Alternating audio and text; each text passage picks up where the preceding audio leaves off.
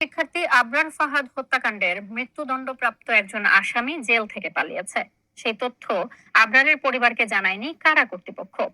অপরাধীর আইনজীবীর অনুপস্থিতির সূত্র ধরে বিষয়টি সামনে আসে। খবর জানাজানির পর তড়িঘড়ি করে তার ব্যাখ্যা দেয় কারা কর্তৃপক্ষ। বুয়েট শিক্ষার্থী আবরার ফাহাদ হত্যায় মৃত্যুদণ্ডপ্রাপ্ত আসামি মুনতাসির আল জেমি গত বছরের 6 আগস্ট কারাগার থেকে পালিয়ে যায়। তবে কারা কর্তৃপক্ষ এই তথ্য আবরারের পরিবারকে জানায়নি। ঘটনার পর জেমির আইনজীবী আদালতে অনুপস্থিত থাকলে এতে সন্দেহের সৃষ্টি হয় এবং এর পরিপ্রেক্ষিতেই তথ্যটি প্রকাশ্যে আসে।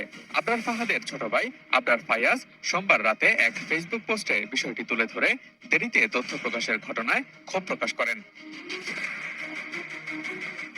Deputy attorney general Mohammad Jasim Sarkar গণমাধ্যমকে তথ্যটি নিশ্চিত করে বলেছেন, জেমি 6 আগস্ট কারাগার থেকে পালিয়ে গেছে।